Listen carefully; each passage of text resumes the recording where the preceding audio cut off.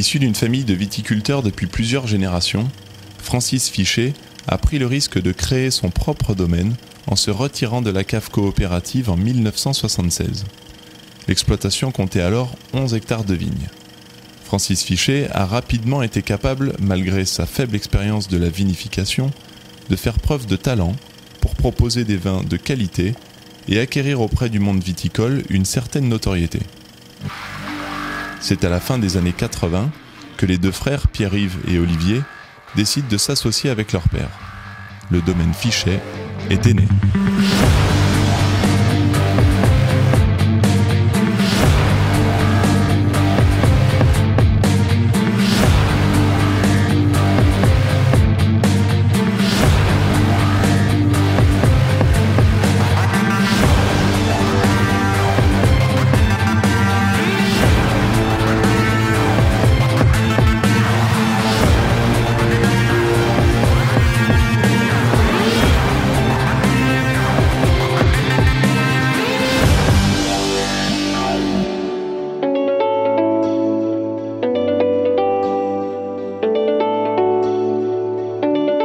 Ce que l'on recherche, c'est l'authenticité, c'est le respect de nos terroirs au travers de nos vins, mais toujours en respectant l'environnement. Effectivement, pour avoir un grand vin, il nous faut un raisin de qualité. Pour avoir un raisin de qualité, il nous faut un sol soigné, équilibré et respecté. La première action des travaux d'hiver, c'est le pré-taillage. On commence ça à partir du mois de novembre à peu près. C'est une opération, le pré-taillage, qui consiste à réduire un petit peu la longueur des sarments, ce qui nous permet de gagner du temps pour la taille et aussi gagner de la peine, parce que quand on tire le bois, toutes les vrilles sont coincées sur la partie haute. Donc si on supprime cette partie, ça soulage bien pour la taille. On intervient dans un état d'esprit réfléchi, puisqu'on n'intervient pas n'importe quand ou n'importe comment non plus. On essaye d'intervenir déjà sur des sols gelés ou des sols secs pour ne pas risquer de tasser trop les terrains. C'est des opérations qui sont assez ciblées et on n'hésite pas, même si une année on a un petit peu de soucis, que les vignes qu'il pleut souvent et tout, de ne pas faire le pré-taillage et puis d'essayer de tirer les sarments ensuite à la main. Ensuite, la taille est l'opération suivante. Sur l'ensemble de l'exploitation, on a fait le calcul, on a à peu près autour de 300 000 pieds à tailler. On commence au mois de novembre jusqu'au mois de mars à peu près. C'est une opération la plus longue de tous les travaux de la vigne. C'est ce qui nous donne pour l'année d'après les nouvelles pousses et la nouvelle récolte. Donc il faut que ce soit fait quand même très sérieusement.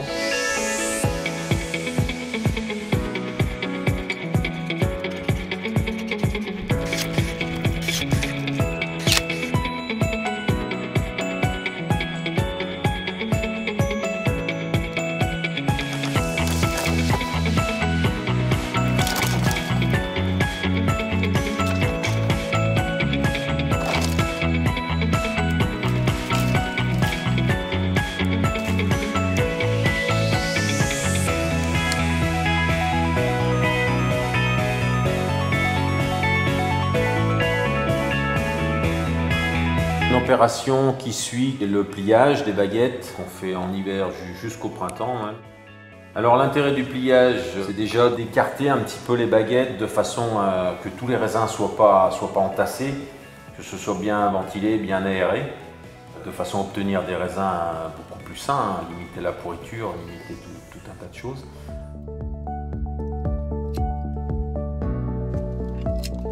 En plus, cette action de pliage en Arcure du Mâconnais rentre dans les critères d'appellation. Donc pour nous, c'est une obligation, cette méthode de pliage.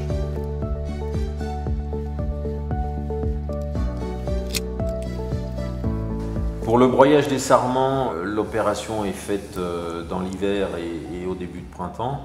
Avant de passer justement avec le tracteur pour broyer ces sarments, on enlève systématiquement tout ce qui est pieds morts, cornes, tout ça est détruit de façon à assainir un peu plus la parcelle. Ces sarments sont broyés sur le rang de labour, qui va être labour au printemps. La dégradation de ce bois par les micro-organismes, par les bactéries, ramène une grosse partie de matière organique au niveau de la parcelle. Et c'est vraiment quelque chose de très important. C'est un retour de la végétation au sol. Autrement, ça serait des choses qu'on serait obligé de ramener par la suite et qui sont naturellement présentes sur la parcelle. Ça serait dommage de ne pas en profiter.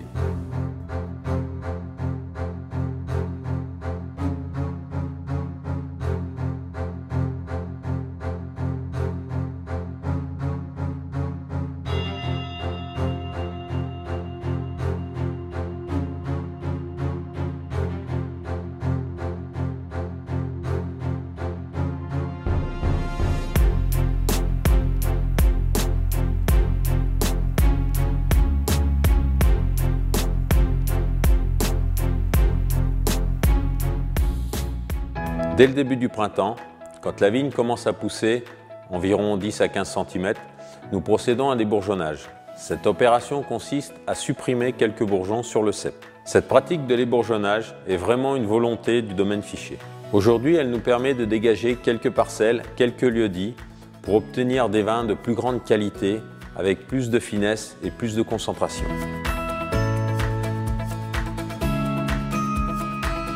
Le premier travail, c'est l'accolage.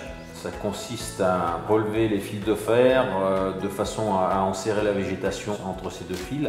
Ça permet de la protéger, bien sûr, de l'aligner sur le rang, de façon à pouvoir travailler un petit peu plus précisément après sur d'autres travaux.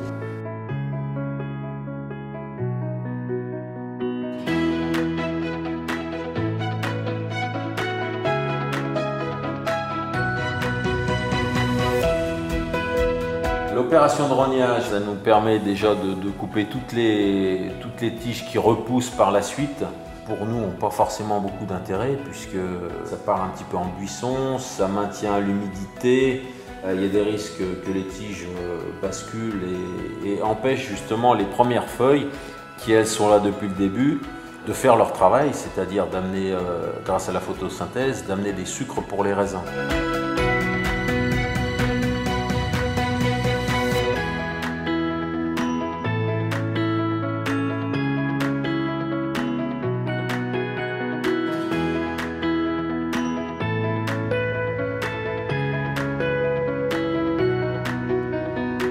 Ensuite, derrière, on intervient pour l'effeuillage. On effeuille systématiquement d'un seul côté depuis déjà une quinzaine d'années. On effeuille côté soleil levant de façon à profiter du soleil doux du matin qui ne chauffe pas trop les raisins. Contrairement, si on effeuillait côté soleil d'après-midi, on aurait un phénomène de grillure avec le soleil qui sécherait les raisins et ça permet d'aérer un petit peu tout ça. Depuis qu'on fait ce fameux feuillage, on ne traite plus pour la pourriture, on n'a plus de traitement anti-pourriture. On renforce un petit peu la pellicule du raisin, on a des raisins un petit peu plus forts. Ça a aussi un avantage, c'est que les parcelles où on vendange à la main, derrière, on a un côté, il n'y a plus de feuilles du tout, donc c'est vrai que pour vendanger, on voit bien les raisins, tout est bien éclairci. L'autre avantage aussi, c'est quand on veut faire de la vendange en verre, on a vraiment un côté qui est bien dégagé. On peut supprimer les raisins en choisissant bien les bonnes grappes et en faisant du bon travail. En juillet, nous pratiquons la vendange en verre. Cette opération consiste à limiter les rendements. Elle est très délicate car nous n'enlevons pas n'importe quel raisin. Le but est d'obtenir des raisins sains, très mûrs et très concentrés. C'est bien sûr une perte de récolte nette, mais le fait de sacrifier quelques raisins par cep nous permet de vinifier des vins de grande qualité. Nous sommes vers la fin août, donc il faut préparer les vendanges et en fixer la date. Nous faisons donc des visites journalières dans nos vignes pour contrôler l'état sanitaire des raisins. En plus, des prélèvements sont pratiqués tous les 3-4 jours pour analyser et contrôler l'avancement de la maturité. Les analyses concernent 4 ou 5 points majeurs, dont les plus importants sont l'acidité et la teneur en sucre naturel des raisins. En général, en septembre, les vendanges débutent. L'équipe de vendangeurs et la machine à vendanger sont prêts. Donc les créments de Bourgogne sont vendangés à la main. Les conditions de production de l'appellation nous y obligent. Nos pinots noirs sont également vendangés à la main, plus dans un souci de tri vraiment précis de la vendange, afin d'obtenir toujours la meilleure qualité possible. Les autres parcelles sont vendangées à la machine. L'avantage pour nous, c'est la souplesse et la réactivité. Le moment des vendanges, c'est le résultat d'une année de travail. Le travail de toute l'équipe du domaine Fichet.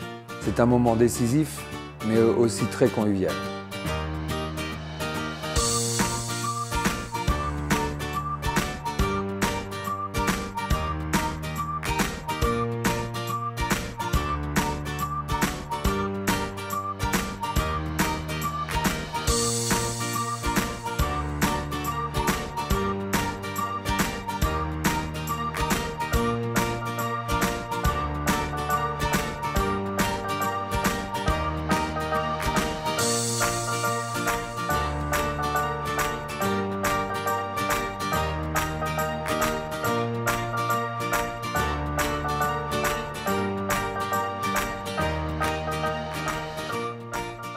Les raisins sont récoltés, maintenant il faut les transformer en vin.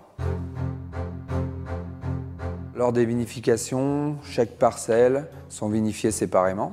Plusieurs schémas de vinification sont utilisés suivant la gamme des vins. Donc pour les blancs, une réception de vendange, égrappage, pressurage et mise en cuve de vinification. Pour les rouges, réception de la vendange, le tri manuel, égrappage et mise en cuve de macération pour 8 à 15 jours. Ensuite, décuvage, pressurage et mise en fût ou en cuve d'élevage.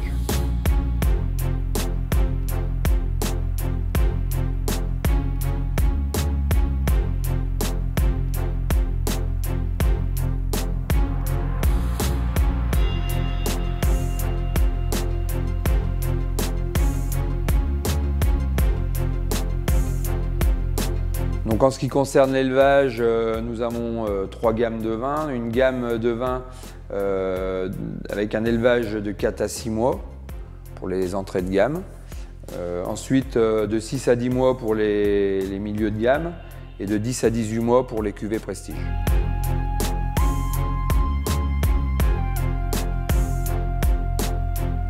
Toutes ces cuvées sont mises en bouteille au domaine afin de garder une traçabilité irréprochable.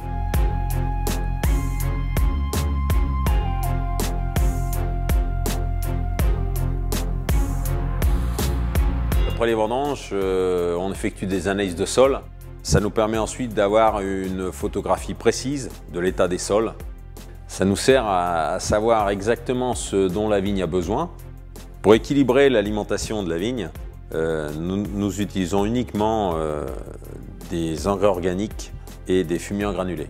Ce processus est complété par le broyage des sarments qui apporte naturellement une partie de la matière organique dont la vigne a besoin.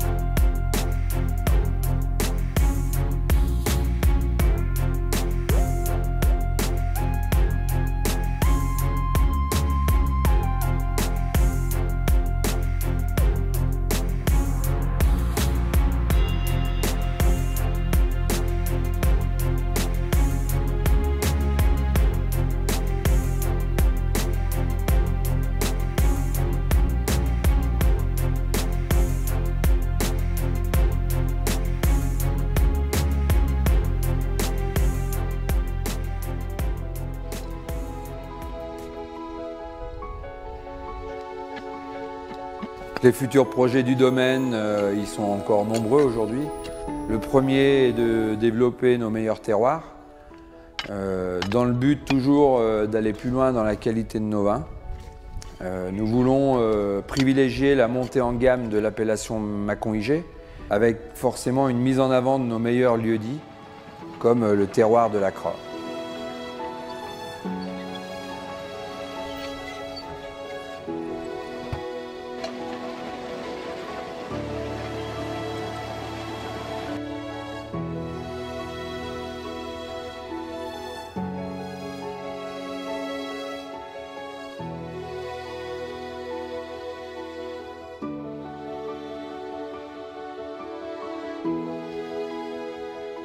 On sélectionne nos vignes en fonction des sols et de leur exposition. Nous utilisons des méthodes les plus naturelles possibles pour l'équilibre et l'entretien de notre vignoble. Aujourd'hui, on a vraiment une démarche qualitative. On ne va pas hésiter à diminuer nos rendements afin de favoriser la concentration des raisins. Nous sommes en constante recherche de l'amélioration des techniques de travail en lien avec le respect des sols et de l'environnement. Cette démarche a pour objectif principal de pérenniser notre exploitation et d'améliorer encore la qualité de nos vins. Le domaine possède aujourd'hui 37 hectares de vignes, répartis entre le chardonnay majoritairement, le pinot noir, le gamay et la ligotée. Il commercialise entre 150 et 200 000 bouteilles par an, en France auprès des particuliers et des professionnels, et à l'étranger comme par exemple en Belgique, en Allemagne, aux Pays-Bas, au Royaume-Uni et en Irlande, en Italie, en Autriche, mais aussi aux États-Unis, au Canada et au Japon. Après la renommée de l'appellation Château-London dès 1978, les fils Fichet ont sélectionné d'autres terroirs pour la qualité de leur sol et leur exposition. En 15 ans, ils ont créé 7 nouvelles cuvées, allant du Mâcon Village au Pouilly-Fuissé, en passant par les incontournables Mâcon IG Lacras et Bourgogne Pinot Noir La Fraisière. La qualité et la reconnaissance de leur travail sont le fruit d'une démarche et d'un soin apportés aux vignes durant toute une année. Une année que j'ai eu la chance de passer à leur côté, au cœur d'un domaine, d'un vignoble et de ses terroirs, mais aussi et surtout au cœur d'un savoir-faire et d'une passion.